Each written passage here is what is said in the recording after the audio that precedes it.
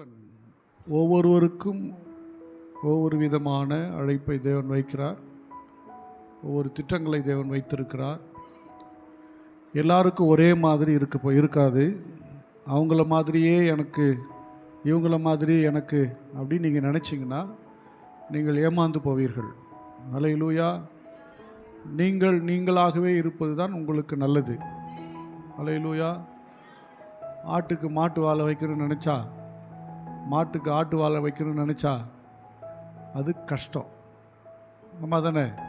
ஆமாவா இல்லையா?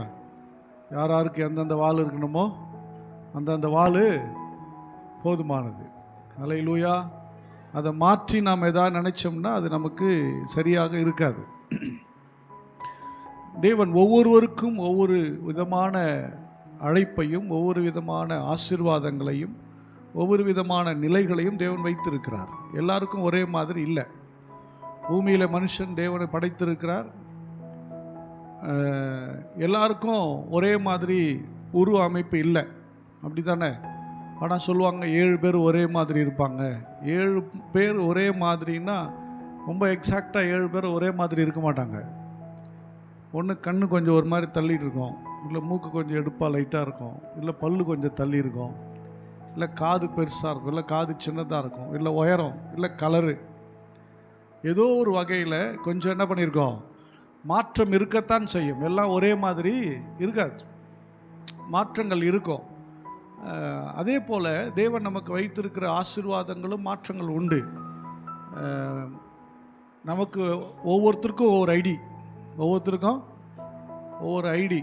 அதை யாராலும் என்ன பண்ண முடியாது, மாற்ற முடியாது. மாற்ற முயற்சித்தோம்னா நம்ம கிரிமினலாக மாறிடுவோம். அல்லேலூயா. ஆமாம், நீங்கள் பாருங்கள், சைன் பண்ணால் எல்லாத்தையும் மாற்றிடலாம். கடைசி எங்கே தான் நிற்கிறான், தம்பில் தான், அதில் இருக்கிற ஃபிங்கர் பிரிண்ட்டை தான் என்ன பண்ணுறான், அக்செப்ட் பண்ணுறான். வேறு எதையும் என்ன பண்ண முடியல, முழுசாக ஏற்றுக்க முடியல. ஏன்னா தேவனுடைய சிருஷ்டிப்பு என்பது ஒவ்வொருடைய வாழ்க்கையில் ஒவ்வொருடைய சரீர அமைப்புகளும் வேறு வேறு வேறு விதமாகத்தான் தேவன் வைக்கிறார். அல்லேலூயா. கொஞ்சம் பார்த்துக்கலாம், ஆனால் முழுவதுமாக எப்படி இருப்பது இல்லை. அல்லேலூயா. ஆமாம், தேவனும் அப்படித்தான் நிறைய மனிதர்களை ஆசீர்வதிக்கும் போது அப்படித்தான் ஆசீர்வதித்திருக்கிறார். வாசிக்கலாம். நாம் ஆதியாகமத்தின் புஸ்தகம் 49ஆம் அதிகாரம் 19ஆம் வசனத்தை வாசிக்கலாம். நல்ல தெளிவாக அழகாக வாசிங்க பார்க்கலாம். காத் என்பவன் மேல் ராணுவ கூட்டம் பாய்ந்து விழும். ராணுவ கூட்டம் பாய்ந்து விழும். அவனோ முடிவிலே அதின் மேல் பாய்ந்து விழுவான். முடிவிலே அதின் மேல் பாய்ந்து விழுவான். அல்லேலூயா. ரெண்டே வரிதான். யாக்கோபு தன்னுடைய கடைசி காலம் மரண நேரத்தில் தன்னுடைய பிள்ளைகளை அழைத்து ஒவ்வொருவருக்கும் ஒவ்வொரு விதமான ஆசீர்வாதங்களை கொடுக்குறார். சில ஆசீர்வாதங்கள் அழகாக இருக்குது, சில ஆசீர்வாதங்கள் சாபம் நிறைந்ததாக இருக்குது. இவருக்கு சொன்ன வார்த்தை கொஞ்சம் வித்தியாசமாக தான் இருக்குது. என்ன, மறுபடியும் படிங்க. அது காத் என்பவன் மேல் ராணுவ கூட்டம் பாய்ந்து விழும். அவனோ முடிவிலே அதின் மேல் பாய்ந்து விழுவான். ஆமா, என்ன ஒரு ஆசீர்வாதம் இது! ரொம்ப யோசிக்கவே முடியல. ராணுவ கூட்டம் காத்தின் மேல் பாய்ந்து விழுமா, அவன் அதுக்கப்புறம் திரும்ப அதன் மேல விழுவானாம். அல்லேலூயா. காத் என்றால் அதிர்ஷ்டசாலின்னு அர்த்தம். காத் என்றால் அதிர்ஷ்டசாலி. காத் என்றால் போர் வீரன் அர்த்தம். காத் என்றால் பெருக்கம் நிறைந்தவன், அதாவது ஏராளமானவன் அப்படின்னு அர்த்தம். அல்லேலூயா. ஆமாம், அப்போது அவன் அதிர்ஷ்டசாலி, போர் வீரன், அடுத்தது ஏராளமாக இருக்கக்கூடியவன். சரி, அப்போது நம்ம கவனிக்க வேண்டியது, ஒரு இராணுவம் கூட்டமே அவன் மேலே விழுமா, முடிவிலே அவன் திரும்ப எழும்புவானான். எனக்கு அன்பான தேவனுடைய பிள்ளைகளே, நம்முடைய வாழ்க்கையில் போராட்டங்கள் நியமிக்கப்பட்டிருக்கிறது. எல்லாருடைய வாழ்க்கையில் போராட்டங்கள் இருக்கிறது. அல்லேலூயா. உங்கள் வாழ்க்கையில் போராட்டம் இருக்குதா அப்படின்னு பார்த்தீங்கன்னா இருக்குது. எனக்கு போராட்டமே இல்லை, நான் ரொம்ப என்ஜாயபிளாக இருக்கிறேன் அப்படின்னு சொல்ல முடியுமா? அப்படி சொல்கிறவங்களாம் ஒரு அல்லேலூயா சொல்லுங்கள். யாராலையும் சொல்ல முடியல, அம்பானியும் சொல்ல முடியாது. அவர் ஒரு விதமாக போராடிட்டு இருக்கிறாரு. ஏன் நம்ம பிரதம மந்திரி என்ன பண்ண முடியாது, சொல்ல முடியாது. அவருக்கு இருக்கிற பிக்கல் பிடுங்கள் அவ்வளோ. முதலமைச்சர் பதவி அவ்வளோ ரொம்ப ஈஸியாக தெரியுது. அவர் சிரிச்சுக்கிட்டே போகிறாரு, உள்ளே அவ்வளோ வலி இருக்கும் இல்லை. ஒவ்வொரு பொறுப்புகளில் இருக்கிறவங்க, ஒவ்வொரு குடும்பஸ்தர்களில் குடும்ப தலைவன் குடும்ப தலைவி அவங்க பார்த்திங்கன்னா 1008 டென்ஷன் இருக்கும். ஒவ்வொரு விதமான போராட்டங்களை போராடி கொண்டே இருப்பார்கள். ஆனால் போராடுறவங்க அந்த போராட்டத்தை, அங்கே வருகிற தீங்குகளை, உபத்திரவங்களை நாம் கஷ்டமாக எடுத்துக்கூடாது, அதை சந்தோஷமாக ஏற்றுக்கொள்ள வேண்டும். அல்லேலூயா. ஆமாம் தானே. போராட்டத்தை எப்படி எடுத்துக்கணுமா? சந்தோஷம். போராட்டம் நல்லது. சொல்லுங்கள். போராட்டம் நல்லது. நல்லா சிரிச்ச. போராட்டம் நல்லது. ஆமாம், போராட்டம் நல்லது. அப்போஸ்தலனாகிய பவுல் சொல்லுகிறார், நல்ல போராட்டத்தை போராடினேன், ஓட்டத்தை முடித்தேன், இது முதல் நீதியின் விசுவாசத்தை காத்து கொண்டேன், இது முதல் நீதியின் கிரீடம் எனக்காக வைக்கப்பட்டிருக்கிறது. அப்போ போராட்டத்தில் கெட்ட போராட்டம் இருக்குது, நல்ல போராட்டம் இருக்குது. கெட்ட போராட்டங்கிறது உதவாங்கிறதுக்கு ரெடி ஆயிடுச்சுன்னு அர்த்தம். நல்ல போராட்டம் ஆசீர்வாதத்துக்கு ரெடி ஆகுதுன்னு அர்த்தம். அல்லேலூயா. ஆமாம், நாம் எப்படி எந்த விதமான போராட்டத்தை போராடி கொண்டிருக்கிறோம், எவ்விதமான போராட்டம் நம்ம வாழ்க்கையில் இருக்குது. அல்லேலூயா. ஒவ்வொரு மனிதனும் ஒவ்வொரு விதமான வேலை ஸ்தலத்தில் ஒரு போராட்டம், அதே போல் பிஸ்னஸ் பண்ணால் அதில் ஒரு போராட்டம், காலேஜுக்கு போனால் அங்கே ஒரு போராட்டம், ஸ்கூலுக்கு போனால் அங்கே ஒரு போராட்டம். அப்படி தானே? எங்கே போனாலும் ஏதோ ஒரு வகையான போராட்டம் நம்ம வாழ்க்கையில் வருகிறது. எதுவுமே இல்லைன்னா அமைதியாக உட்காந்தா பாவ போராட்டம், பரிசுத்தத்துக்கும் பாவத்துக்கு என்ன வருது, ஒரு போராட்டம் வருகிறது. வாலிப போராட்டம், வயசாகிட்டா எல்லாமே சரியான, வயசானவுடனே நோயோடு போராட்டம், கல்யாணமானால் எல்லாம் சரியாடுனா கல்யாணமானால் தான் பெரிய போராட்டமே ஸ்டார்ட் ஆகுது இல்லை. நிறைய பேர் அப்படி தான் ஏமாந்து போயிருக்காங்க இல்லை. அப்படி தானே? ஆமாவா? ஒரு பதிலே வர மாட்டேங்குது. ஆமாவா இல்லையா? கல்யாணமான எல்லாம் சரியாயிடும் அப்படின்னு சொன்னால், ஆனால் சரியான மாதிரி தெரில அப்படின்னா என்னென்னா, இருக்கிற போராட்டத்தில் போராடிக்கிட்டே உருண்டுக்கிட்டே காலம் ஓடி போயிடும். அல்லேலூயா. சண்டை போட்டுக்கிட்டே என்ன பண்ணிடும், காலம் ஓடிடும். ஆனால் அந்த போராட்டத்தை சரியான விதத்தில் நீங்கள் ஹேண்டில் பண்ணிங்கன்னா அந்த போராட்டம் நல்ல போராட்டமாக இருக்கும். அல்லேலூயா. நீங்கள் சரியான விதத்தில் அந்த போராட்டத்தை ஹேண்டில் பண்ணலன்னா அந்த போராட்டம் ஆபத்தான போராட்டமாக மாறிடும்.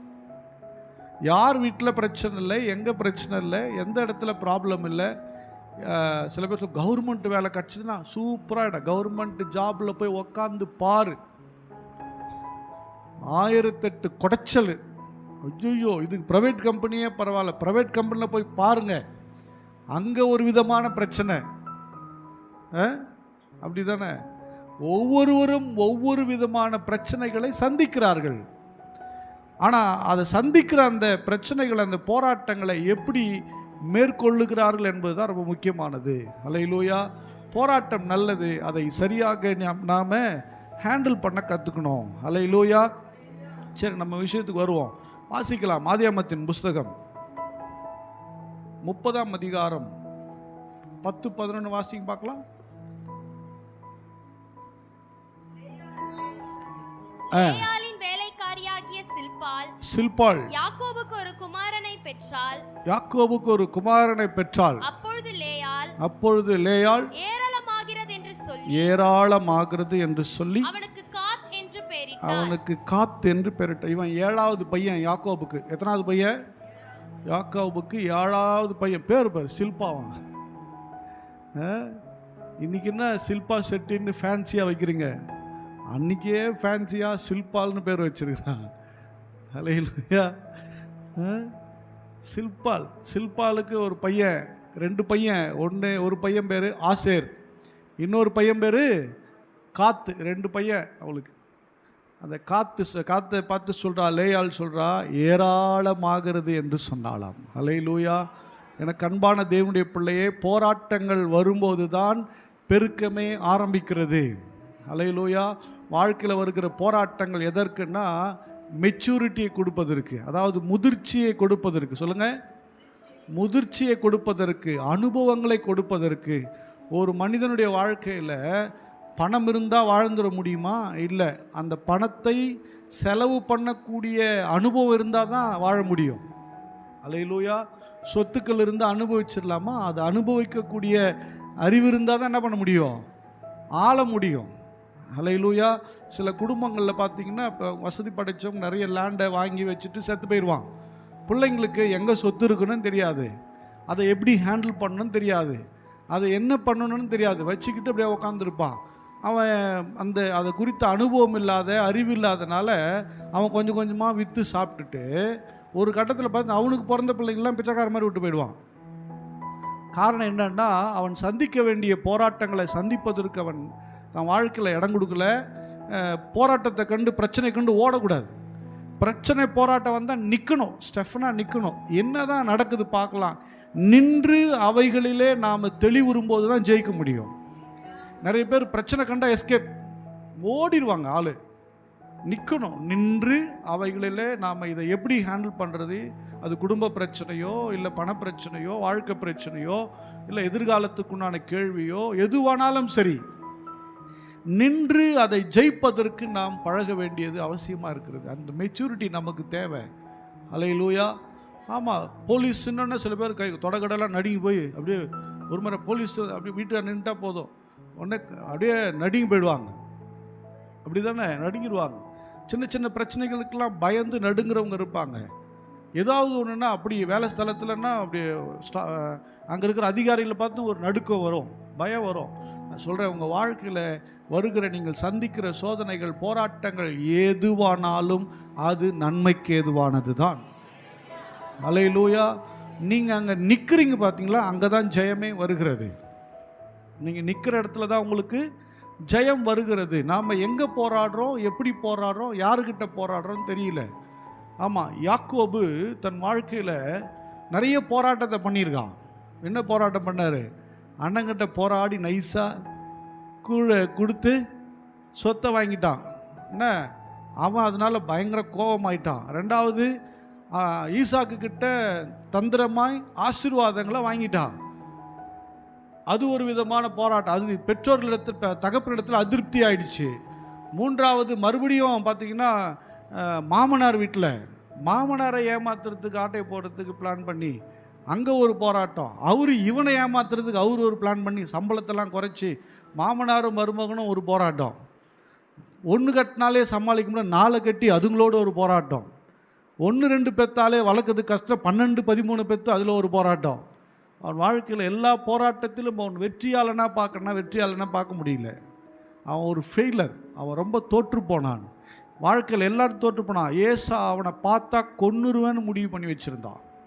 இவன் என் கையில் கிடைச்சானா நான் இவனை கொன்றுவேன், அவனை என் சொத்துக்கள் எல்லாம் எடுத்துகிட்டு போயிட்டான், எனக்கு உண்டான ஆசீர்வாதத்தை தந்திரமாக எடுத்துகிட்டு போயிட்டான், இவன் மட்டும் என் கையில் கிடைச்சா நான் அவனை கொன்றுவேன், என்றைக்காவது ஒரு நாள் நான் அவனை காணும்போது அவனை கொன்று போடுவேன் அப்படின்னு தீர்மானம் பண்ணான்.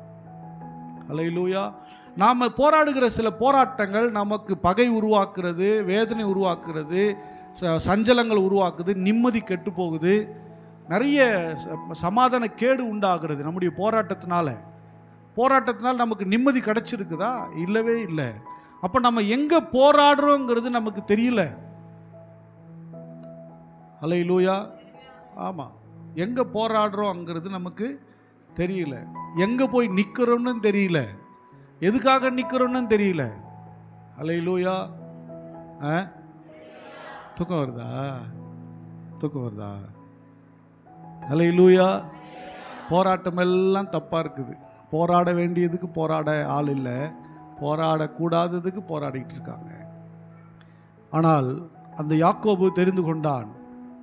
ஒரு இரவு யாப்போக்கு என்கிற ஒரு ஆற்று கரையில் அமர்ந்து தேவனோடு போராடினான். ஒரு இரவெல்லாம் போராடினான். ஆண்டவரே, நான் ஆசீர்வதிக்கப்பட வேண்டும். என்ன அநியாயமாக இருக்குது. அவன் ஏற்கனவே அண்ணன் சொத்தெல்லாம் பிடிங்கிட்டான், மறுபடியும் தகப்பனிடத்துலேருந்து ஆசீர்வாதத்தையும் வாங்கிட்டான், மாமனார் வீட்டிலேருந்து ஆடுகளெல்லாம் இது பண்ணி ஓட்டிகிட்டு வந்துட்டான், பிள்ளைகள் பெரிய கூட்டமாக இருக்கான்.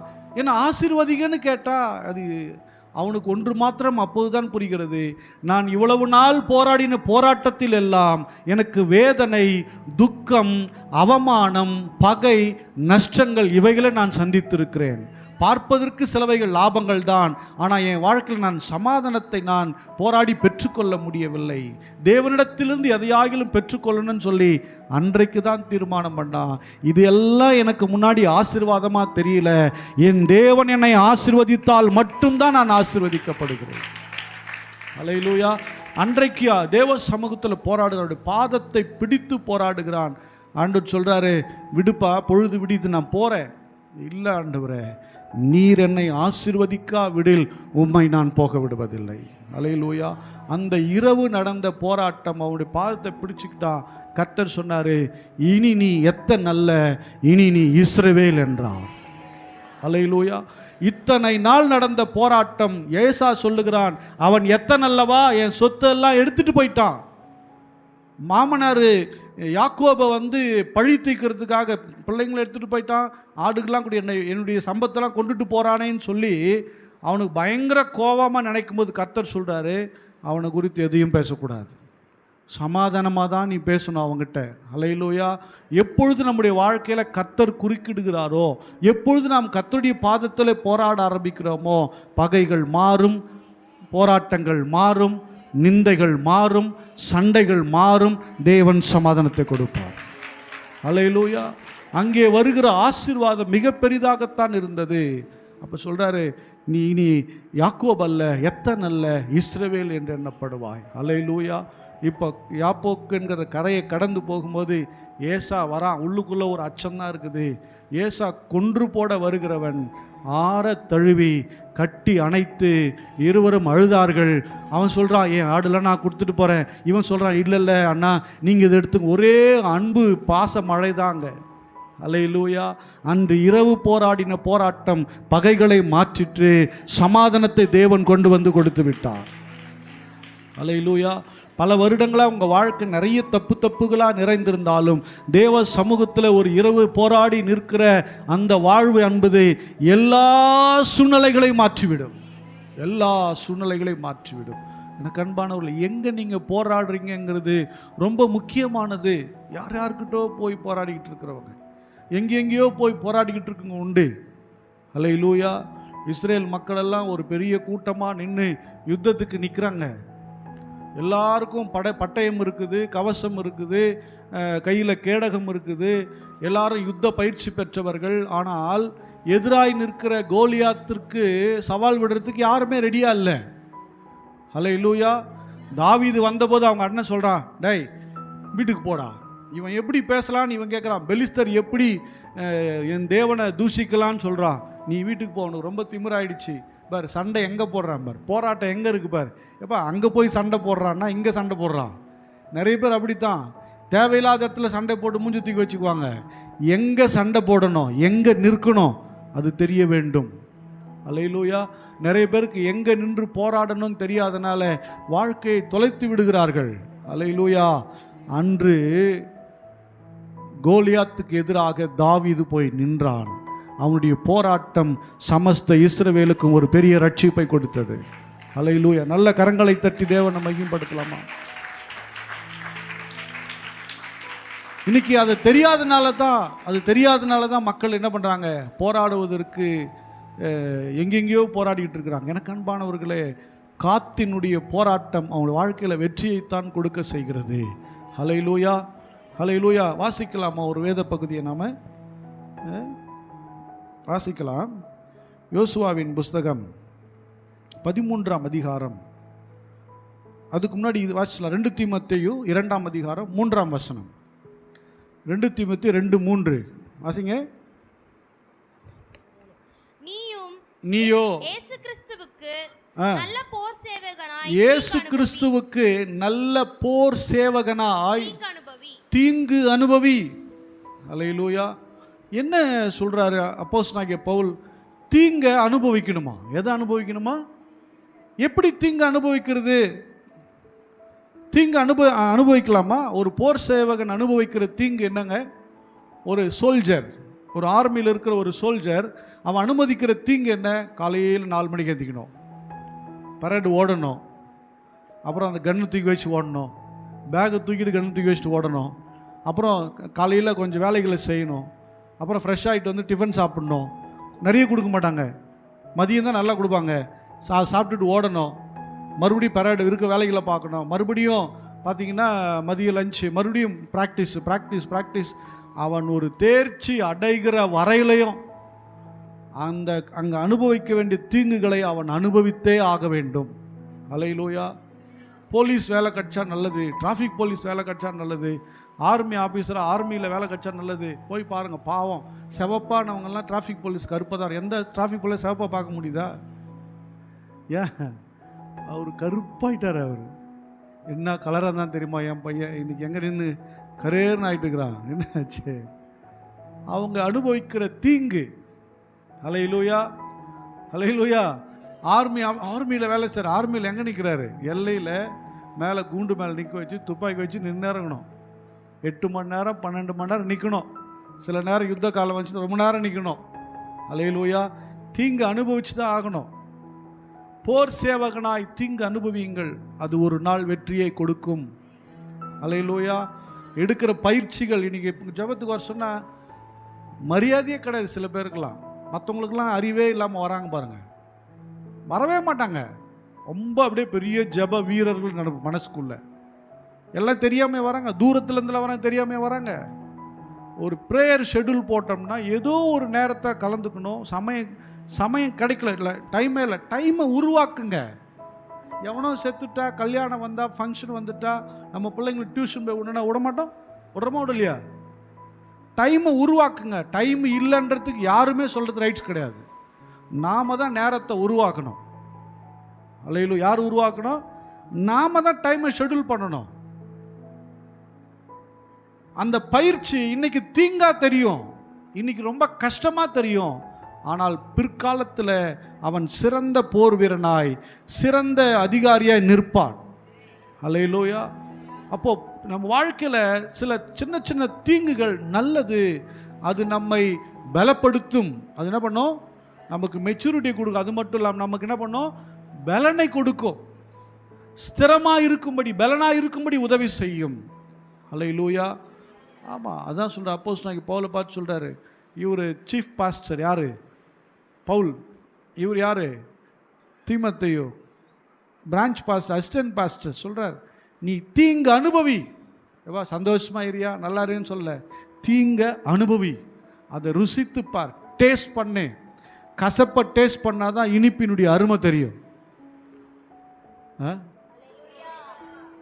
மாறாவின் தண்ணீர் கசப்பா இருந்ததுனால தான் அதுக்கப்புறம் இருக்க இனிமே அது புரிஞ்சுது. பாருங்க, டெய்லி மண்ணா கொடுக்குறாரு ஆண்டவர். வானத்திலேருந்து மண்ணா விழுது, செஞ்சு சாப்பிட்றான். என்ன சாப்பாடு கொடுத்துட்டாரு? நாங்கள் அங்கே என்ன சாப்பிட்டோம் தெரியுமா? வெங்காயம் சாப்பிட்டோம், வெள்ளைப்பூண்டு சாப்பிட்டோம், அங்கே இருக்க மீன் சாப்பிட்டோம். அவர் கொடுத்த மண்ணா என்ன தெரியுமா? தூதர்கள் சாடுற அப்பமா. அறிவில்லை, இது என்னன்னு தெரியல. சில பேருக்கு பெட்டராக கொடுத்தோன்னா என்னென்ன அவங்களுக்கு அது சலிப்பார், என்னத்த அப்படின்ற மாதிரி இருக்கும். அல்லேலூயா. சில பேர் வெளியே இருந்து எங்கேயாவது சர்ச்லேருந்து வருவாங்களா, அப்படி சொல்லுவாங்க, ஃபோன் பண்ணி புகழ்ந்து தள்ளுவாங்க. நமக்கே ஒரு மாதிரி தான் இருக்குண்ணா இப்படின்னு. நம்ம ஆளுங்க சலிக்குது இல்லை, நிறைய பெட்டராகவே பார்த்து என்ன பண்ணுது, சலிக்குது. அல்லேலூயா, அல்லேலூயா. போர் சேவகனாய் தீங்க நீங்கள் தள்ளி விடாதீங்க. தீங்கு வந்துருச்சேன்னு முறுமுறுக்காதீங்க, தீங்கு வந்துருச்சேன்னு சொல்லி தூஷிக்காதீங்க. அந்த தீங்கை அனுபவித்து அதிலே கற்றுக்கொள்ளுங்கள், அதிலே நீங்கள் பலனடையுங்கள். அல்லேலூயா. அப்பொழுதுதான் சிறந்த தேவனுடைய பிள்ளையாய், சிறந்த போர் வீரர்களாய், சிறந்த விசுவாசியாக நீங்கள் இருக்க முடியும். அல்லேலூயா. ஆமாம், இப்போ வாசிக்கலாம். நம்ம யோசுவாவின் புஸ்தகம் 13ஆம் அதிகாரம் 7ஆம் வசனத்தையும் 8ஆம் வசனத்தையும் வாசிக்கலாம். ஆதலால் இந்த தேசத்தை 9 கோத்திரங்களுக்கும், இந்த தேசத்தை 9 கோத்திரங்களுக்கும், மனாசேயின் பாதி கோத்திரத்துக்கும், மனாசேயின் பாதி கோத்திரத்திற்கும் சுதந்திரமாக பங்கிடு என்றார். சுதந்திரமாக பங்கிடு என்றார். மனாசேயின் பாதி கோத்திரத்தாரும், மனாசேயின் பாதி கோத்திரத்தாரும், ரூபனியரும், ரூபனியரும், காத்தியரும் காத்தியரும் தங்கள் சுதந்திரத்தை அடைந்து தீர்ந்தது. தங்கள் சுதந்திரத்தை அடைந்து தீர்த்தார்கள். அதை கர்த்தரின் தாசனாகிய மோசே யோர்தானுக்கு அப்புறத்தில் கிழக்கே அவர்களுக்கு கொடுத்தான். யோர்தானுக்கு அப்புறத்திலே கிழக்கிலே மோசே பிரித்து கொடுத்தார். ஹல்லேலூயா. சரி, புரிஞ்சுதா? தேவன் 9 கோத்திரத்துக்கு எங்க சுதந்திரம் கொடுத்தாரு? எங்க? அப்ப இவங்க மிச்சம் 2 இது 2.5 கோத்திரத்துக்கு யோர்தானுக்கு முன்னாடியே கொடுத்தார். நான் ஏற்கனவே அது பேசியிருக்கேன். யோர்தானுக்கு அப்புறம் 9 கோத்திரம் கொடுத்தார். யோர்தானுக்கு இந்த பக்கம் கானான் தேசம் இல்லை, யோர்தானுக்கு அந்த பக்கம் தான் கானான் தேசம். யோர்தானுக்கு அந்த பக்கம் தான் கானான் தேசம். அப்போ யோர்தானுக்கு இந்த பக்கம் 2.5 கோத்திரத்துக்கு கொடுத்தார். எந்தெந்த கோத்திரத்துக்கு? ரூபன் கோத்திரத்துக்கு, காத்துக்கு, மனாசே. மனாசே முழு கோத்திரமா? அப்போ இன்னொரு பாதி எங்க? இன்னொரு பாதினா கோத்திரம், இன்னொரு பாதி கோத்திரம் என்னப்பா? இன்னொரு பாதி கோத்திரம் என்னப்பா? ரூபனா. இன்னொரு பாதி கோத்திரம் என்ன? பெஞ்சமின். இன்னொரு பாதி கோத்திரம் என்னப்பா? யோசப்பா. அதான் இன்னொரு பாதி கோத்திரம் என்ன? மனாசே பாதி கோத்திரம். மிச்ச பாதி எங்க? மிச்ச பாதி கோத்திரம் சொல்லுங்க. அந்த லட்சத்துல மெசேஜ் எல்லாம் கவனிக்கிறீங்க நீங்க. யோசேப்பின் குமாரர்கள் 2 பேர். யார் யாரு? எப்ராயிம், மனாசே. யோசேப்பு சொல்லுகிறான், சாரி யாக்கோபு சொல்றாரு, இந்த 2 உன்னுடைய பிள்ளைகள் என் பிள்ளைகளா நான் எடுத்துக்கிறேன்னு சொல்லிட்டு 2 கோத்திரமா பிரிக்கிறார். அதாவது பாதி கோத்திரம். மனாசையும் எப்ராயிமும் 2 பாதியா பிரிக்கிறார். 2 சேர்ந்தது ஒரு கோத்திரம். ஒரு பங்கை 2 பேருக்கா கொடுக்கிறார். எப்ராயிம் சின்னவன், அவனை தூக்கி முன்னாடி வச்சுட்டு மனாசையை பின்பதாய் வைத்து ஆசீர்வதிக்கிறார். இப்போ மனாசே கோத்திரம் ஒரு சின்ன குடும்பம், அந்த குடும்பத்திற்கு ஒரு சுதந்திரம் கொடுக்குறாங்க. எப்ராயிம்க்கு வந்து கொடுக்குறாங்க. அப்போ அதில் தான் இந்த 2.5 கோத்திரம் எங்கே வந்துருச்சுன்னா யோர்தானுக்கு இந்த பக்கம் வந்துச்சு. ஏன் யோர்தானுக்கு இந்த பக்கம் அவங்க நின்றுட்டாங்க அப்படின்னா, யோர்தானுக்கு இந்த பக்கத்தில் நல்ல செழிப்பு இருக்குது, நிறைய புல்வெளிகள் இருக்குது. இவங்க ஆடுகள் மேய்க்கிற தொழில் பண்ணுறனால, அதிகமாக ஆடுகளை வச்சிருக்கிறனால எங்களால் இந்த இடத்த விட்டு தாண்டி வர முடியாது, நாங்கள் இங்கேயே இருக்கிறோன்னுட்டாங்க. அல்லேலூயா. இங்கேயே நாங்கள் எங்களுக்கு கட்டிக்கிறோம், நாங்கள் இங்கேயே எங்கள் சுதந்திரத்தை வச்சுக்கிறோம் அப்படின்னு சொல்கிறாங்க.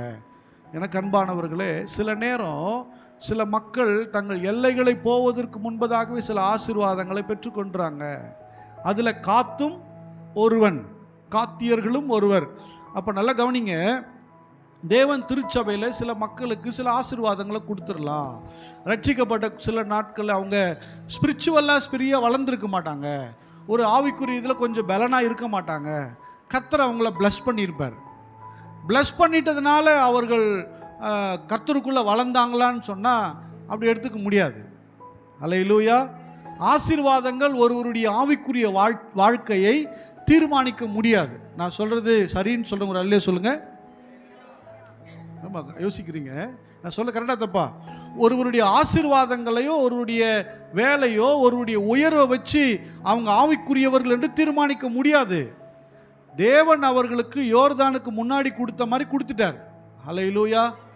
அப்போ அவர்கள் ஆவிக்குரிய ரீதியில் வளர வேண்டியது அவசியமாக இருக்குது. ஒருவருடைய வளர்ச்சி என்பது அவருடைய செல்வாக்கு வைத்து நாம் தீர்மானிக்க கூடாது. அவர்களும் நாம் நல்லா இருக்கிறோன்றனால நாம் கர்த்தருக்குள்ளே வளர்ந்துட்டோன்னு தீர்மானிக்க கூடாது. இன்னும் நான் வளர வேண்டியது ஆவிக்குரிய வாழ்க்கையில் என்பதை மறந்துவிடக்கூடாது. அல்லேலூயா. அப்போ இங்கே இவங்க இருக்கிறாங்க. இப்போ இவங்க 2.5 கோத்திரமும் ஒரு தீர்மானம் பண்ணுறாங்க. யோசுவாவின் இடத்துல வரும்போது ஒரு தீர்மானம் பண்ணுறாங்க. மித்தம் இருக்கிற 9.5 கோத்திரம் இன்னும் வீடுலாம் கிடைக்கல, வீடு வாசல் கிடைக்கல. கரெக்ட் தானே? ஆமாவா இல்லையா? கிடைக்கல. இந்த 9.5 கோத்திரத்துக்கு அவங்க சொல்கிறாங்க, நாங்கள் எங்கள் பிள்ளைகளை எங்கள் மனைவிகளை விட்டுட்டு உங்களுக்காக வந்து கானான் தேசத்தில் யுத்தம் பண்ணுவோம், அங்கே வந்து ஜெயித்து உங்களுக்கு வீடுகளெல்லாம் கொடுத்துட்டு தான் நாங்கள் சமாதானம் அடைவோம். ஹல்லேலூயா. அப்போது நான் என்ன சொல்ல வரேன், ரட்சிக்கப்பட்ட நீங்கள், ஆசீர்வதிக்கப்பட்ட நீங்கள் மட்டும் செட்டில் ஆகிடணும்னு நினைக்கக்கூடாது. மீதமாய் 9.5 கோத்திரம் இருக்கிறது. ஏன் நான் ரட்சிக்கப்பட்டேன், நான் ஞானஸ்நானம் பெற்றுட்டேன். உங்கள் வீட்டில் பல பேர் கடவுளை அறியாமல் இருக்கிறாங்க. பல பேர் கானான் தேசத்தை அறியாமல் இருக்கிறாங்க. ஆசீர்வாதத்தை ருசிக்காமல் இருக்கிறாங்க. ஏன் சுவிசேஷ ஊழியன்னா உங்களுக்கு கிடைச்சிருச்சு, அவர்களுக்கும் கிடைக்க வேண்டும். போய் இறங்கி அவர்களை தம்முடைய பாளையத்தில் கொண்டு வருகிற வரையிலையும் நீங்கள் ரெஸ்ட்ன்றதை நினைக்கக்கூடாது. நீங்கள் ஓடிக்கொண்டே தான் இருக்க வேண்டும். ஹல்லேலூயா. ஏதோ நான் நல்லா இருக்கேங்க, எனக்கு வீடு இருக்குங்க, எல்லாம் இருக்கேன், ஒன்றும் பிரச்சனை இல்லை, இப்போ நல்லா தான் இருக்கேன், அவ்வளோதானா கிறிஸ்தவம்? இல்லை. மீதும் 9.5 கோத்திரத்துக்கு, மீதும் பல குடும்பங்களுக்கு தேவன் அறியப்படவில்லை. தேவனுடைய ஆசீர்வாதங்கள் செல்லவில்லை. தேவனுடைய வல்லமை செயல்படாமல் இருக்கிறது. யார் சொல்வது, யார் போவது? காத்தே நீ தான் போகணும். அல்லேலூயா. அது போகாமல் இருக்கக்கூடாது. நீங்கள் கடந்து போக வேண்டியது அவசியமாக இருக்கிறது. ஒவ்வொரு தேவனுடைய பிள்ளைக்கும் கர்த்தர் நம்மேல் வைத்த கடமை என்னன்னு சொன்னால், சுவிசேஷம் அறிவிப்பது நம்மேல் விழுந்த கடமையாக இருக்கிறது என்று நிருபங்கள் சொல்லுகிறது. அப்போஸ்தலனாகிய பவுல் நிறைய பிரயாணங்களை பண்ணார், நிறைய எழுதினார். ஹல்லேலூயா. ரொம்ப துரிதப்படுத்தினார். அதனால தான் சில இடங்களில் சொல்கிறேன், நீ கல்யாணம் பண்ணாத பல்லாமல் தான் நல்லதுதான்ப்பா அப்படின்றார். ஏன்னா கல்யாணம் பண்ணிட்டு வீட்டை பார்த்துக்குவ, ஊழிய நிறைய இருக்கு வாப்பா அப்படின்றார். அதை ஒரு பெருசாக்கி கல்யாணம் பண்ணாமல் ஊழிச்சுன்னு ஒரு கும்பல் ஓடிட்டுருக்கு பாருங்க. தேவனுடைய காரியமாய் ஓடுவதற்கு நம்மை ஆயத்தப்படுத்தி கொள்ள வேண்டும். ஹல்லேலூயா. இந்த காலவேளையில் நான் சொல்லுகிறேன், நீங்கள் பெற்றுக்கொண்ட ஆசீர்வாதம், நீங்கள் பெற்றுக்கொண்ட ரட்சிப்பு, நீங்கள் பெற்றுக்கொண்ட தேவ கிருபை, நீங்கள் உங்கள் தலைமுறைக்கு கிடைச்ச அந்த பெரிய பொக்கிஷத்தை மற்றவர்களுக்கு நீங்கள் ஷேர் பண்ணுங்க. ஹல்லேலூயா. நீங்கள் ஷேர் பண்ணலைன்னா அந்த பழி உங்கள் மேலே வந்து விழும். ஹல்லேலூயா. நாளைக்கு உங்கள் வீட்டு பக்கத்தில் இல்லை உங்கள் தெருவில் ஒருத்தங்க இயேசுவை அறியாமல் இறந்து போயிருப்பாங்கன்னா, ஒருவேளை பரலோகத்தில் நீங்கள் சந்திக்க வேண்டிய காலம் வரும்போது அவங்க ஏமா எனக்கு சொல்லலை, எனக்கு அப்போவே சொல்லியிருந்தேன்னா நான் மனம் திரும்பியிருப்பேனே அப்படின்னு ஒரு கேள்வி வந்துச்சுன்னா நீங்கள் அந்த பழிக்கு ஆளாயிடுவீங்கள்ல. ஆமாவா இல்லையா? எப்படியாகிலும் இயேசுவின் அன்பை எப்படியாகிலும் சொல்லிவிடுங்கள். ஏதோ ஒரு வகையிலையாக சொல்லிவிடுங்கள். கூடுமானால் ஒரு நாளைக்கு ஒரு ஆள்கிட்டயா சொல்லிடுங்க. ஹல்லேலூயா. அப்படி நீங்கள் சொல்வீங்கன்னா தேவனுடைய பார்வையில் அது பிரியமாக இருக்கிறது. ஹல்லேலூயா. ஆமாம், வாசிக்கலாம் ஒரு வசனத்தை. நியாயாதிபதிகள் புஸ்தகம், சார் அதுக்கு முன்னாடி இன்னொன்று வாசிச்சிடலாமா?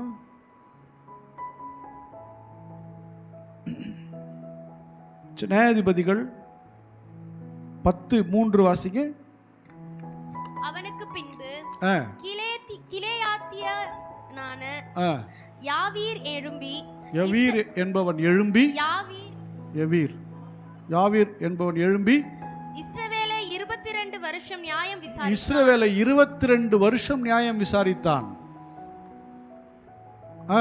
30 கழுதை குட்டிகளின் மேல் ஏறும் 30 குமாரர் அவனுக்கு இருந்தார்கள். 30 பிள்ளைங்க இருந்தாங்க அவனுக்கு. அவர்களுக்கு 30 ஊர்களும் இருந்தது. 30 ஊர் இருந்துச்சு. கீலேயா தேசத்தில் இருக்கிற அவைகளுக்கு இந்நாள் வரைக்கும் யாவீரின் கிராமங்கள் என்கிற பேர் இருக்கிறது. ஆமா, பாருங்க, நியாயாதிபதிகள் காலங்களில் எல்லா கோத்திரத்திற்கும் ஒரு ஆளை கர்த்தர் எழுப்பியிருந்தார். நீங்கள் படித்து பார்த்தீங்கன்னா அதில் எல்லாத்துலேயும் ஒவ்வொரு கோத்திரத்தில் ஆண்டவர் அவங்கள எழுப்பி நியாயாதிபதியாக வச்சுருப்பார்.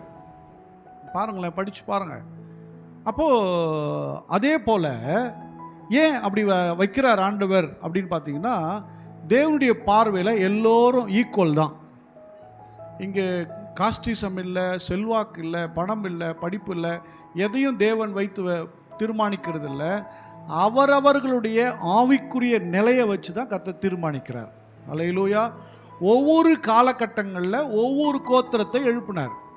யூதா கோத்திரத்தை எழுப்பினார், ரூபன் கோத்திரத்தை எழுப்பினார், ஆசேர் கோத்திரத்தை எழுப்பினார். ஒவ்வொரு கோத்திரத்தில் ஒவ்வொரு குடும்பத்திலிருந்து ஒவ்வொரு தலைவனை எழுப்பினார். அதே போல காத்தின் வம்சத்திலிருந்து ஒரு தலைவனை எழுப்பினார்.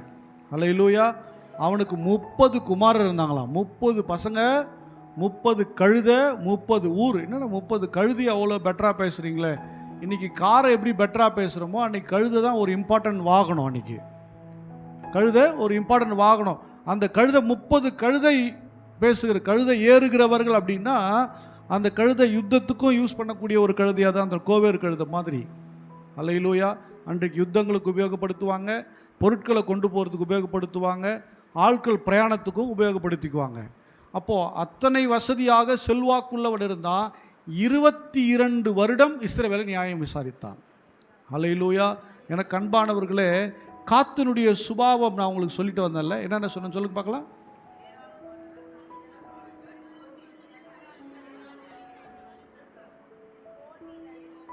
அதியா சுபாவம் நான் சொன்னேன்.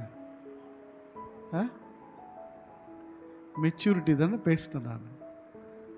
அது அவன் மேலே வச்சிருக்கிற ஆசீர்வாதம். அது அதிர்ஷ்டசாலி, அவன் போர் வீரன், அவன் ஏராளமானவன், ஆசீர்வாதம். இதெல்லாம் எப்போ கிடைக்குதுன்னா மெச்சூரிட்டி ஆகும்போது தானே கிடைக்குது.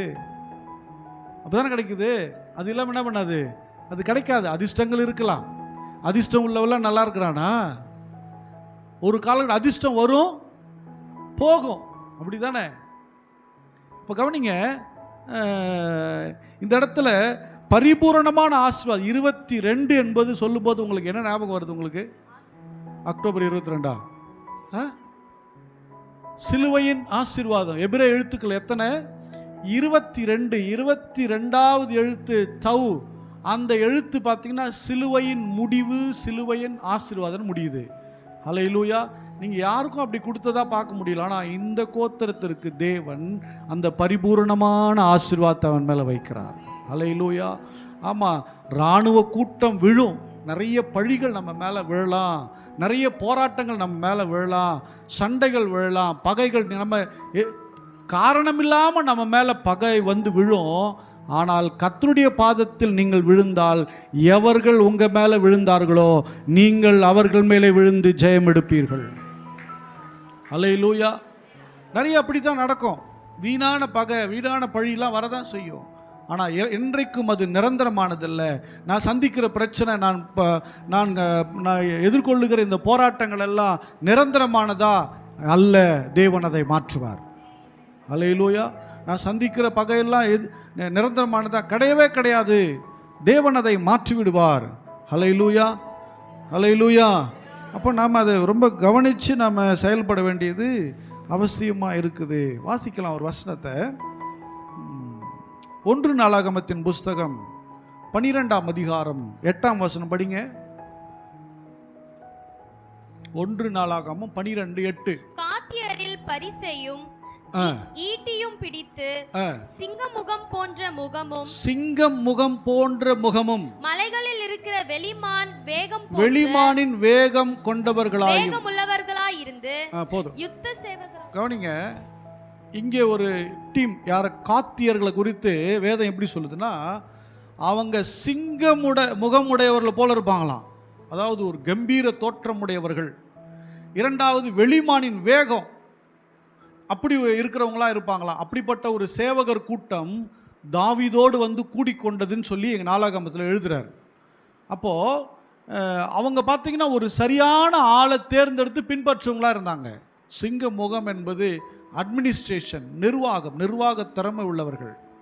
வெளிமான் வேகம்னா ஆக்டிவ் பர்சன், எல்லாத்துலேயும் ஆக்டிவாக துடிப்பாக செயல்படக்கூடியவங்க. அல்லேலூயா. ஒரு நிர்வாகத்திறன் உள்ள, ஒரு ஆக்டிவாக எப்பொழுதும் துடிப்புள்ளவர்கள் நல்ல தலைவனை கண்டுபிடித்து இணைந்து கொண்டார்கள். அல்லேலூயா. தாவீது ஒரு நல்ல தலைவன், தைரியசாலி, யுத்த வீரன், தேவனுக்கு பயந்தவன் தாவீது. அவனோடு கூட ஃபாலோ பண்ணி அவங்களோடு கூட இணைந்து கொண்டார்களாம். அல்லேலூயா. திருச்சபை மக்கள் என்பது போதகனோடு இணைய வேண்டும், ஊழியங்களில் இணைந்து கொள்ள வேண்டும், போதகனுடைய தரிசனத்தில் இணைந்து கொள்ள வேண்டும். தாவீதின் தரிசனம் என்ன? சமஸ்த இஸ்ரவேலுக்கும் ராஜாவாய் நிற்பது. அல்லேலூயா. திருச்சபையின் தரிசனம் என்ன, போதகனுடைய தரிசனம் என்ன, இணைந்து கூட இருந்து பயணிப்பது தான் ஒரு சரியான தேவனுடைய பிள்ளைக்கு அழகாக இருக்கிறது. அல்லேலூயா. ஆமாம், காத்தின் கூட்டத்தார் அப்படி தான் அவங்க கூட போய் சேர்ந்து கொண்டார்கள். அல்லேலூயா. அவங்க தாவீதுக்கு இந்த காத்தின் வம்சத்தினர்கள் மிக பிரயோஜனமாக இருந்தாங்க. அல்லேலூயா. இன்னைக்கு தனித்தனி ட்ராக் போடுற மக்கள்லாம் இருக்கிறாங்க. தனி ட்ராக் தான் இஷ்டப்படி எதையும் டிஸ்கஸ் பண்ண மாட்டாங்க. பாஸ்ட் சொன்னால் கேட்க மாட்டாங்க.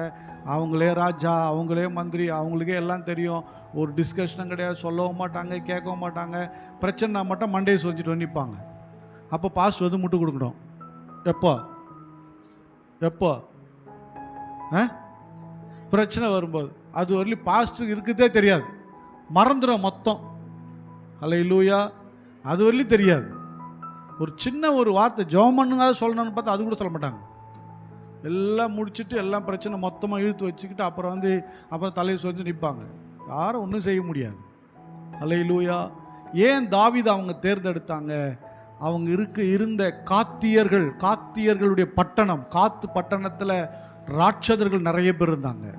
இந்த ராட்சதர்கள்லாம் அழிச்சது யாருன்னு சொன்னால் தாவீது தான் அழிச்சான். அல்லேலூயா. கோலியாத்தை அழிச்சது அவன் தான். அதுக்கப்புறம் அவனுடைய சகோதர உறவினர்லாம் எல்லாம் ராட்சதர் நிறைய பேர் இருந்தாங்க. அதெல்லாம் சங்காரம் பண்ணவன் தாவீது. அல்லேலூயா. எனக்கு அன்பானவர்களே, ஜெயம் எடுக்கிறவங்க, ஊழியத்தில் சபையில் ஆக்டிவாக இருக்கிற தேவனுடைய பிள்ளைகள் இணைந்து கொள்ளணும். ஊழியனோடு திருச்சபையோ இணைந்து செயல்படணும். அல்லேலூயா. அப்பொழுது மகா பெரிய வெற்றி உங்களுக்காக காத்து கொண்டிருக்கும். அல்லேலூயா. ஆமாம், தனி ஒரு ஆளுடைய ஜெபம் ஒன்றும் செஞ்சிட முடியாது. அல்லேலூயா. நாங்கள் வீட்லேயே ஜெபம் பண்ணிக்கிறோம், நாங்கள் ஜெபம் பண்ணுறோம், ஜெபம் பண்ணிக்க வீட்லேயே உட்காந்து நாங்களா? அல்லேலூயா. கூடி வாழ்ந்தால், ஆமாம் தெரிஞ்சுக்குங்க, தனியாக விட்டு வசனம் தனித்து திரிகிற காட்டு கழுதியா, தாறுமாறாய் ஓடுகிற பெண்ணோட்டங்கம்மா, அப்படியே தனியாக ஜெபம் பண்ணிக்கிறோம், தனியாகவே ஜெபம் பண்ணிக்க, அப்படியே யாரும் அவசரத்துக்கு வரமாட்டாங்க. அல்லேலூயா. சபையோடு இணைந்துரு, சபையோடு இணைந்து ஜெபியுங்கள். கூடி ஜெபிக்கிறதுல சில காரணங்கள் இருக்குது. சில காரியங்களை உங்களால் எதிர்த்து நின்று ஜெயிக்க முடியாது. சிலதை கூடி ஜெபித்து தான் ஜெயிக்கணும். சில முக்கியமான காரியங்களுக்கு ஜெபம் பண்ண தெரியுமா? எத்தனை பேருக்கு தெரியும்? வந்தவங்களுக்கு தெரியும். முக்கியமான இம்பார்ட்டண்ட்டான விஷயங்களுக்காக ஜெபம் பண்ணோம். வேறு சும்மா அனாவசியமாலாம் ஜெபம் பண்ணவே இல்லை. அல்லேலூயா. அல்லேலூயா. ஆனால் அப்படிப்பட்ட ஜெபங்களை நீங்கள் இணைந்து கொள்ளும்போது மிகப்பெரிய வெற்றி உங்கள் வாழ்க்கையில் காத்து கொண்டு இருக்கும். அல்லேலூயா. வாசிக்கலாம். இப்போ உபாகமத்தின் புஸ்தகம் 33:20.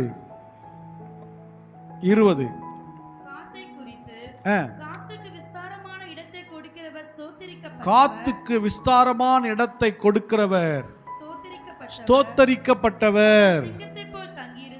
அவர் சிங்கத்தை போல தங்கியிருந்து புயத்தையும் உச்சந்தலையையும் பீறி போடுவான்.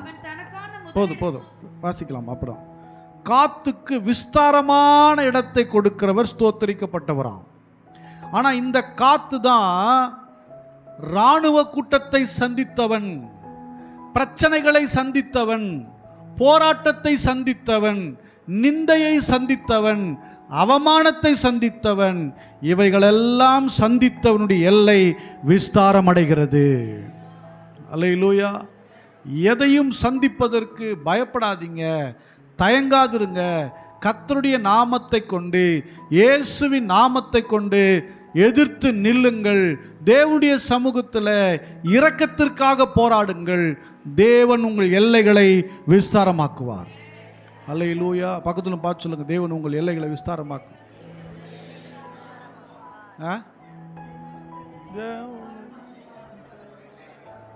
என்ன யாகேஷ், என்ன சொல்ற நல்லா தெளிவாக சொல்ல. அவர் ஒன்றும் கேட்கலன்ற. யார்கிட்ட சொன்னார்?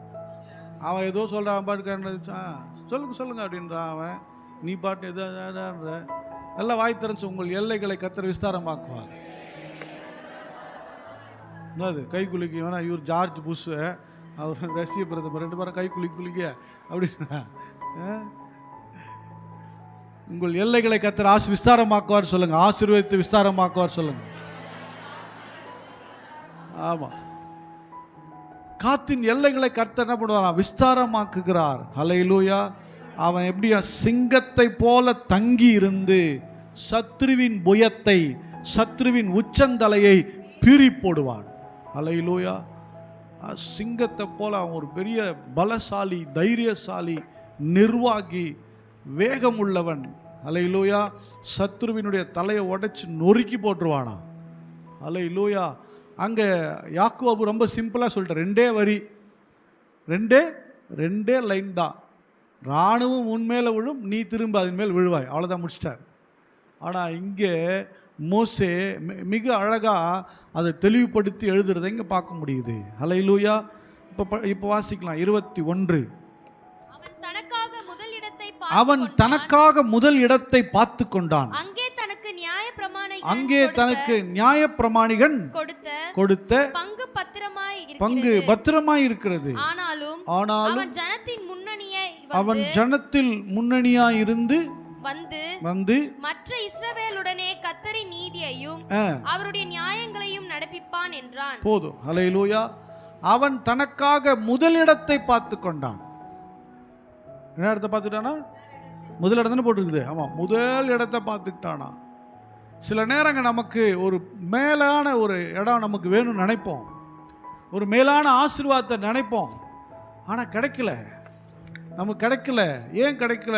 சில நேரங்கள் காலம் தள்ளி போகிறது. ஆனால் கர்த்தருடைய சமூகத்தில் போராடுகிறவனாக இருந்தால், சத்ருவை போராடி மேற்கொள்ளுகிறவர்களாக இருந்தால், நிச்சயம் நீங்கள் எதிர்பார்த்த முதல் இடத்தை கர்த்தர் உங்களுக்கு தருவார். அந்த ஹை பொசிஷன், அந்த ஹைஜீனிக் பொசிஷனை கர்த்தர் உனக்கு கொடுப்பார். அந்த மேலான ஸ்தானத்தை கர்த்தர் உனக்கு தருவார். ஹல்லேலூயா. கர்த்தர் விட மாட்டார். அந்த மேலான பொசிஷனில் நிச்சயமாக கொண்டு போய் சேர்ப்பார். ஹல்லேலூயா, ஹல்லேலூயா. ஆமாம், இன்னைக்கு தேவனுடைய பிள்ளைகள் இதை புரியாம தான் எங்கெங்கேயோ யாருக்கிட்டேயோ எதற்காகவோ போராடிக்கிட்டு இருக்காங்க. எதுக்காகவோ போராடிட்டு இருக்காங்க. தேவ பிள்ளையே, வீட்டில் பார்த்தோன்னா ஒரே போராட்டம் போராட்டம் போராட்டம் போராட்டம் போராட்டம். உனக்கு எங்கே போய் போராடினது தெரியலல்ல, உங்களுக்கு எங்கே போராடினது தெரியலல்ல. சில வீட்டுகளில் போனாவே சில ஆண்கள் சில வீட்டுக்கு போனால் நரகத்துக்கு போன மாதிரி இருக்குது ஐயா அப்படின்னு, என்னை பிச்சு பிடுங்குறா அப்படின்னு. ஹல்லேலூயா. சில வீட்டில் பார்த்தீங்கன்னா ஐயோயோ வந்தால் அந்த மனுஷன் பண்ணுற சேட்டை இருக்குது, நிம்மதியாக இருக்கிறோம், வந்து தண்ணியை போட்டு வந்து ஒரே அட்டகாசம் பண்ணுறோம், ஒரே பிரச்சனை கொடுக்குறாரு. குடும்பங்களில் போராடிக்கிட்டு இருக்கு. நீ எங்கே போராடணுன்னா அங்கே போராட முட்டுட்டு வீட்டுக்காரர்கிட்டையும் மனைவிக்கிட்டையும் போராடி வீட்டில் நிம்மதி கிடையாது. உங்களை பார்த்துட்டு பசங்களுக்கு இவங்ககிட்ட ஒரே போராட்டமாகுது அப்படின்ட்டு பசங்க என்ன பண்ணிக்கிறாங்க, பிள்ளைங்க மன உளைச்சல் இருக்குது. நல்லா படி படி படி படினா படிக்குமா? அது நீங்கள் பண்ணுற சேட்டை மோசமாக இருக்குது. ஹல்லேலூயா. வீட்டில் நிம்மதி பசங்களை நிம்மதியாக விட்டா தானே கொஞ்சத்துக்கு கொஞ்சமாக சமாதானம் கொடுக்கணும்ல. பண்ணுற அட்டகாசெல்லாம் பண்ணிவிட்டு எந்த நேரம் வீட்டுக்குள்ளேனுவோ இந்த இந்த நாய் வண்டியில் போகிற கதையாக இருக்குது. நாய் வண்டியில் எல்லாத்தையும் ஏற்றி விட்டா என்ன பண்ண மாறி மாறி உள்ள ஒவ்வொன்று குலைச்சிட்டு ஒரே பாய்ச்சல் எங்கேச்சலமாக இருக்கும். அது மாதிரி தானே அது வீட்டுக்குள்ளே. ஒரு சமாதானமாக இருக்கிறீங்களா, கொஞ்சம் அன்பாக இருக்கிறீங்களா, சிரிக்கிறீங்களா, அந்த மூஞ்சில் சிரிப்பு வருதா, எப்போ பார்த்து ஒன்று வச்சுருக்குது, எப்போ பார்த்தாலும் ஏதோ ஒன்று கேட்டுக்கூடா வல்லுன்னு விழுறது. அப்படியே ஏதோ ஒன்று எல்லாம் எப்போ பாரு நாய் கூட குடும்பம் நடத்துகிற மாதிரியே தான் ஃபீல் இல்லை நிறைய பேருக்கு. இன்னும் கொஞ்சம் சிரிங்க, கொஞ்சம் பேசுங்க, கொஞ்சம் கொஞ்சம் அன்பாக இருங்க, கொஞ்சம் கொஞ்சம் நேசிங்க. எந்த நேரம் உருன்னு அப்படியே அப்படியே தான் இருக்குது. கிட்ட போகிறதுக்கு என்னவா தான் இருக்குது, கடிச்சிருமோ பாஞ்சிருமோ. சமையல் கட்டுக்கு போகிறதுக்கு சில பேர் என்ன பண்ணுறாங்க, என்ன செஞ்சுன்னுக்குறான்னு பார்த்து தான் போகிறாங்களே. திடீர் கரண்ட் இந்த பக்கம் திரும்பிடுச்சுன்னா பூரி உருட்டினா போவே கூடாது, சப்பாத்தி உருட்டினா என்ன பண்ண போயிடவே கூடாது. அப்படிதான் இருக்குது நிறைய வீட்டில எல்லாம் இல்லை. எங்க வீட்டில் பூரிலாம் சொல்றது இல்லை. யோசிச்சு பாருங்க, நிறைய வீட்டில் இப்படி தானே இருக்குது. ஒரே அப்படியே கப்பன்னு இருப்பாங்க. உள்ளே வரும்போது எப்படா அவர் சாப்பாடு போட்டு சாப்பாடு விடுங்க, அப்போ தான் ஊரில் இருக்கிற அத்தனை கதையும் சொல்லி தின்றதா வேணாவான்ற மாதிரி இருக்கும். ஒரே நொச்சு. உள்ளே வந்தால் ஒரு டம்ளர் தண்ணி எடுத்து கொடுப்பீங்களா? தண்ணி கொடுத்துருக்கீங்களா? உள்ளே வந்தால் ஒரு டம்ளர் தண்ணி குடிங்கன்னு கொடுத்துருப்பீங்களா? அவர் வரும்போது காலை கழிட்டு வருவாரா? உள்ளே வரும்போது அப்படியே ஊரெல்லாம் சுற்றிட்டு வந்து இங்கேயும் உள்ளே பூந்தரம் போதுக்க வேண்டியது. வந்தால் வீட்டுக்கு வந்தால் ஒரு காலைகளை கழுவிட்டு உள்ளே வரணும். அப்படியே போய் சுற்றிட்டு உள்ளே வந்துடுறது. வந்தால் ஒரு தண்ணி கிண்ணி கொடுக்கணும். வந்த உடனே உங்கள் அம்மா என்ன பண்ணா தெரியுமா, பக்கத்து வீட்டுக்காரர் என்ன பண்ணா தெரியுமா, உன் பையன் என்ன பண்ணா தெரியுமா, என்ன பண்ணா? இப்போ உக்காரட்டுமே, கொஞ்ச நேரம் கொஞ்சம் ஒரு ஆசுவாசப்படட்டுமே, உடனே பற்ற வச்சு விட்டுருது. ஏற்கனவே டென்ஷனில் வந்து புக்குன்னு வர அவர் இன்ஜினில் தம்ம டொன்னு வர அவர் கையில் கடிச்சா 2 தூக்கி போட்டு 4 மெதி சரியா போச்சு. யோசிக்கிறதுக்கு கூடுவா, பேசுறதுக்கு கூடுவா நேரம் கொடுக்க மாட்டீங்க. அல்லேலூயா. என்னைக்காவது அன்பா சந்தோஷமா பேசிக்கிறீங்களா? எங்க பேசுறது பாஸ்டர்? பேசும்போது வகுன்னா எங்கேருந்து பேசுறதுடா? கொஞ்சம் பேசுங்க, கொஞ்சம் சந்தோஷமா பேசுங்க. வெறும் இது வாங்கி கொடு, இது வாங்கி போடு, இது வேணும் வேணும் வேணும் ஓன்னா என்ன? அதுதான் வாழ்க்கையா?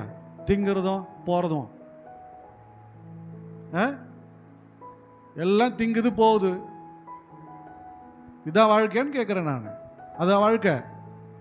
அதாங்க வாழ்க்கை? வீட்டில் ஒரு மூஞ்சி எல்லாம் உள்ள பூந்துக்கும் போயிட்டு உட்காந்துங்க. எல்லாம் ஒன்றும் வெளியே வராது. எவன் செத்தான், எவன் போனான், எவன் வந்தான். அசிங்கமா இல்லை இதெல்லாம்? ஒரு குடும்பத்தை எப்படின்னு பாருங்க. சில பிள்ளைங்க பார்த்தோன்னா அது இன்னுவோ ஐயோ என்ன சொல்றது, நாய்க்குட்டியாவது சோப்பாவில் உட்காரம் பொழுது இல்லை, பிடிக்க முடியாது. சில போயிட்டு சுற்றிட்டு நைட்டு வரும், எங்கேயோ சுற்றிட்டு வர வேண்டியது. அது சாப்பிட்டோன்னு சொல்லாது, சாப்பாடு வேணும்னு சொல்லாது. சில பொட்டை பசங்கிட்ட அந்த செல்ஃபோன் மாட்டிச்சுன்னா செல்ஃபோனே கதறுது. அப்படியே செல்ஃபோன் என்ன பண்ணுது? கதறுது. அப்படியே கதற மாதிரி அந்த ஃபோன் அப்படியே வச்சுட்டு அப்படியே வச்சு ரொம்ப செல்ஃபோனை கதற விடாத தம்பி, ரொம்ப செல்ஃபோனை கதற விடாத. அப்புறம் நீ கதற வேண்டியிருக்கும். புரியுதா? புரியும்னு நினைக்கிறேன். அதெல்லாம் தெரியும், அதெல்லாம் விவரம் இல்லாமல் இன்னைக்கு ஹீன்னு பல்ல காமிச்சுன்னு இருப்ப, நாளைக்கு உன்னை கொண்டு போய் நிறுத்திடும். பிரச்சனை இல்லை, உன்னை யாரும் காப்பாற்ற முடியாது. சும்மா டைம் பாஸ், சும்மா உன் சும்மா எல்லாம் வேலை காமிக்கும். உன்னை சும்மா வாய்க்கிடும். உன்னை என்ன வாய்க்கிடும்? சும்மா வாய்க்கிடும். சும்மா டைம் பாஸ். தூக்கம் வரல, தூக்கம் வராது உனக்கு. எப்படி வரும் உனக்கு? வராது, தூக்கம் வராது. செல்போனை பார்த்துனே இருக்கணும், தூக்கம் வராது. நீ பார்த்துனே இரு, தூக்கம் வரல வராது. ஒரு நாள் தூங்க முடியாமல் ஆயிடுவேன். வாழ்க்கையில் தூங்க முடியாத நிலைமை கொண்டு போய் தள்ளி விட்டுறோம். உன்னை ஞாபகம் இருக்கட்டும். எங்க போராடணுமோ அங்க போராடு. கர்த்தருடைய சமூகத்தில் நின்று போராடு. பிசாசுகளோடு எதிர்த்து நின்று போராடு. உன் வாழ்க்கை வெற்றியா மாறும். ஹல்லேலூயா, ஹல்லேலூயா. ஆமா, நியாயப்பிரமாணம் கொடுத்த பங்கு பத்திரமா இருக்குது. நீ கர்த்தரை கிட்டி சேர்ந்தனா உனக்காக வைக்கப்பட்ட பங்கு, அந்த ஆசீர்வாதம் பத்திரமா இருக்கும். எப்படி இருக்கும்? பத்திரமா இருக்கும்.